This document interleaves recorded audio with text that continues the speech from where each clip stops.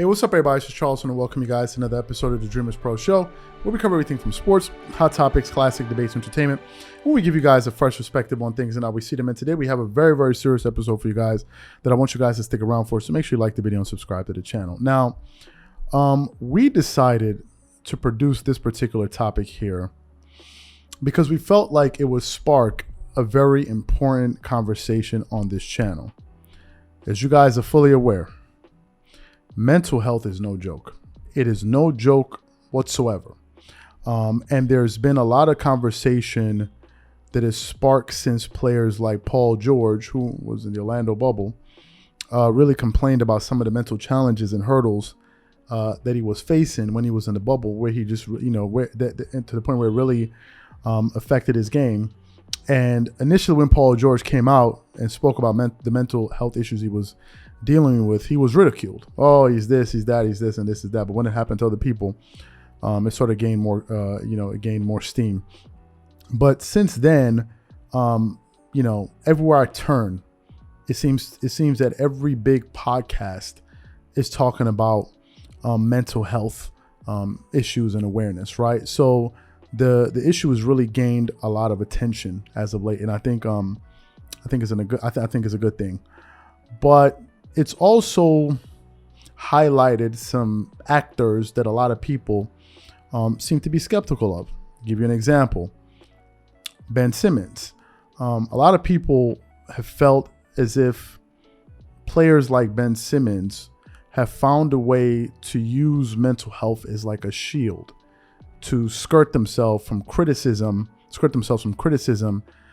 especially when, their performance is not up to par, right? They say, well, it's because of this. This is why I didn't perform well. That's why I didn't perform well. And a lot of people have really questioned, people like Ben Simmons and, questioned the validity of some of the things that he said. And one person that we just, recently stumbled upon an article and an audio from is Shaq. He gave a very, very interesting perspective on mental health. So what we want to do is we want to play some of the things that he had to say on the Rich Eisen podcast, where he sat down to talk about Bill Russell. That's really the backdrop of what he was talking about. And then I also want to read some of the things that he had to say in a recent article that I found. But before we get into that, this video is brought to you by our sponsor, Aura, who's also the official sponsor of the Minnesota Timberwolves. Do you know what the fastest growing crime in America is today? It's identity theft. Imagine trying to log into your email only to see that your password has been changed. Then you start getting weird notifications from your bank and credit cards, only to find out that all of your personal and sensitive information has been totally compromised. If you think it can happen to you and your family, just know that in 2020, over 49 million Americans were victims to identity theft, costing them a combined $56 billion. That is why we are excited to partner with Aura, who's the sponsor of this video. Aura is the #1 identity theft and financial fraud protection. Aura monitors the dark web and alerts you if any of your passwords and accounts have been breached. And funny enough, after using Aura, I discovered some of my credentials were floating around in the dark web, and the app showed me exactly when and where the breach happened. In addition, Aura allows you to set spending alerts, and they'll notify you of any suspicious transactions. Aura is 4 times faster than any of its competitors in alerting you if someone is trying to open a credit card or obtain a loan using your name. And remember this, every 14 seconds, someone becomes a victim of identity fraud. Don't let it happen to you. Now click the link in the description and try Aura for free for 2 weeks and see if any of you or your family's personal information has been compromised. Start your free trial at aura.com/dreamerspro. And when you try Aura, by using the link in the description below, also know that you're supporting this channel. Thank you. So what I want to do is I want you guys to take a listen to what Shaq had to say, and that audio is only about a minute long, and then we're going to come back and also read what he had to say. So take a listen to that. All right, Shaq, let me just jump into it. When you think of Bill Russell, you think of what? What do you think? Top 2 greatest big men ever. One of the nicest gentlemen ever. I learned from him. He made me realize I was a spoiled brat when I was complaining. What I mean by that, when I first met Bill Russell, high, jovial, giggly, and he started telling me stories I had no idea of, like couldn't stay in the same hotel with your teammates and people throwing things at you and death threats and this and that. I was like, you know what? I'm going to stop complaining, because it was for guys like him and Will Chamberlain and Kareem. They paved the way for me. Barkley, those guys, Magic, they paved the way for me to make a lot of money. So, by listening to all the stories that Mr. Bill Russell told me, I just said, stop complaining. Stop complaining about anything. Don't say nothing. You make a good living because of what all these people had to go through. And he was the first legendary big man that was nice to me.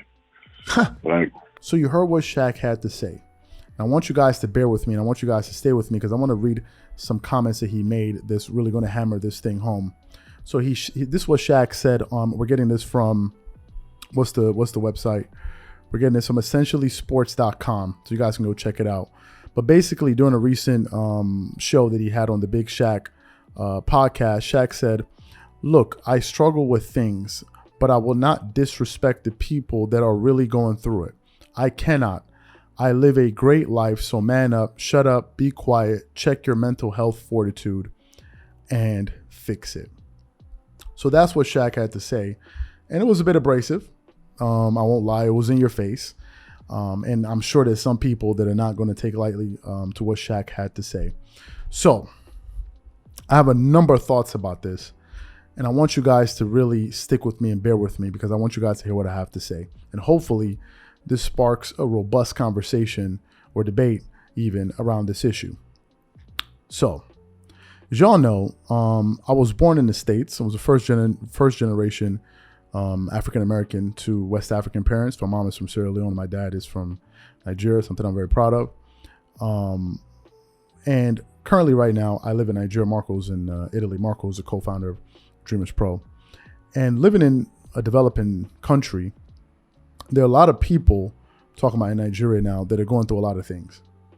A lot of people, are struggling with a tough economy where there's a lot of inflation and it's affecting a lot of people.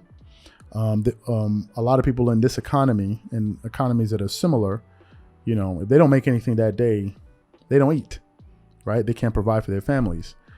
And people are facing a lot of pressure to survive, right?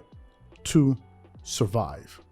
So when I look at what people are going through on that level, and I juxtapose the reality that I had growing up in the States,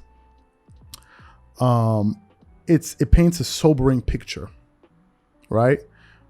And it makes me realize that the things that I used to complain about in the States, if you juxtapose those issues that I had with the issues that other people are facing when they're trying to survive and just, going through hell, trying to make it in a very tough system, it makes me realize that I need to keep quiet and realize that there are people catching hell on earth, right? And I think this is the power of traveling. If you have an opportunity, if you're blessed enough or privileged enough to be able to get on a plane, step outside of your bubble, go to other places, see other things, gain a world view on things before you just say things and make blanket statements, right? If you've been to any developing country, there's no way you would be complaining about half of the things that people complain about, where most people are fighting to have basic electricity, clean water, decent roads. You can't compare that. You just cannot compare. I don't care who it offends. You cannot compare what people are going through in those countries with some of the things that people are going through in first world countries. I don't care, because I've seen it both. If you haven't seen it both, then you don't qualify to refute my point. That's the first thing. And I want to be vehement. I want to be vehement about that. And it's not about who agrees or disagrees. This is my position on that. That's the first thing that I want to say. I also want to talk about something else that Shaq kind of alluded to briefly. He's talking about athletes and guys that are complaining. But really, the issue is, I believe, at the heart of this issue is that men have created an environment that is breeding weaker men. I 100% believe it.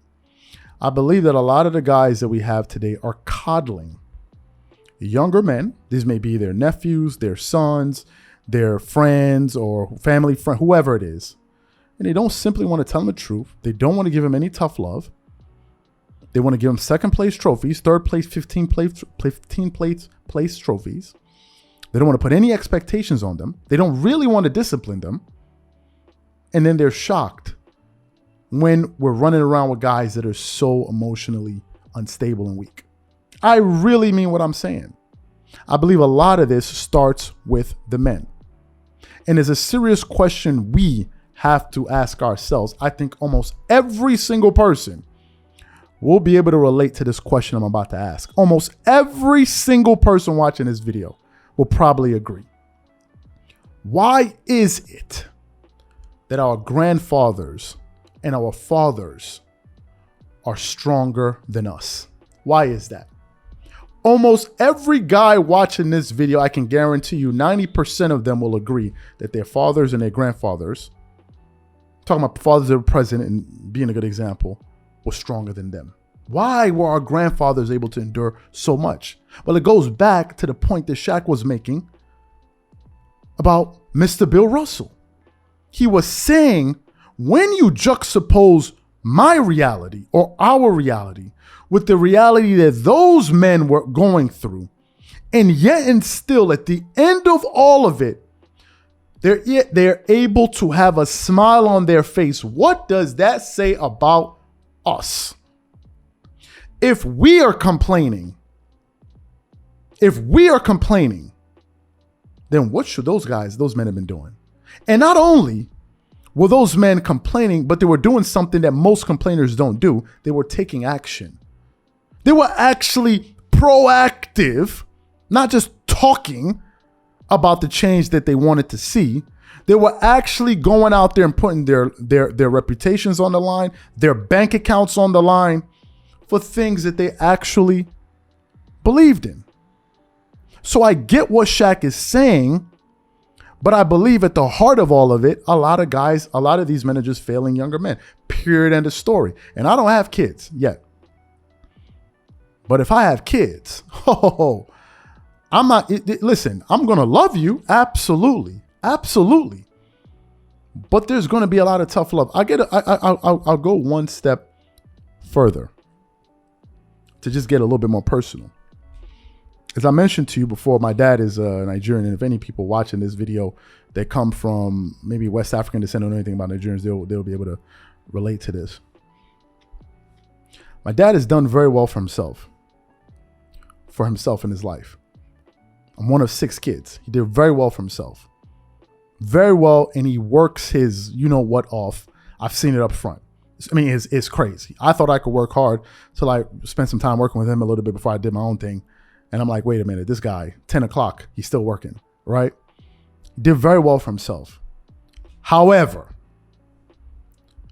for not 1 second did he ever give me the impression that everything I've earned, you can relax because daddy got you. It is the total opposite. My dad loves me and I love my dad, but my dad made me work. Every single thing I got, I worked for it. Did he pay for my school fees? Yes, but that's what a father's supposed to do. So I'm not going to apologize for that. That's what a father's supposed to do, if you can do it, if you can afford to do it. But that was about it. You got to go out there and earn it as a man. You got to earn it. There's no hand-me-downs. There's no nothing. That's just how it is. It's just a bunch of tough love, and you got to figure it out. And he said to me one day when I was talking to him, and he goes, I pray you do the same with your own kids. And I was like, what? What is he talking about? It's only until I started really, really doing things on my own and I realized, oh, wait a minute. If you're not careful, if you start coddling your kids, your boys, they'll become soft. Is one of the fundamental reasons why we see so many successful celebrity men, athletes, entertainers, you name them. And the majority of them, the kids are not doing anything close. They have not even mirrored or surpassed the success that their parents had. Why is that? Because comfort breeds, comfort breeds complacency. That's what happens. When you have everything handed to you, you relax. You seldom see a guy that has had everything handed to her. They've earned everything. They made all the money in the world, and they're still pushing. It's very rare that you find men like that. I'll give you an example of guys that were like that. Kevin Garnett, LeBron James. LeBron is a perfect example of that. And I don't care what you guys are talking about. Nobody's kissing up to LeBron. I made my point yesterday. I'm sticking to him. I'm using him as an example. He's not the only one. LeBron James has made all the money in the world, but he's still working. He's still working on his craft. So for him, it's not about money. It's about legacy, right? So it's important that we understand that. Now, to counter some of the things that Shaq was saying, money can bring on its own set of challenges. That's to be understood. Learning to manage money when you get it can be pressurized. It can create pressure.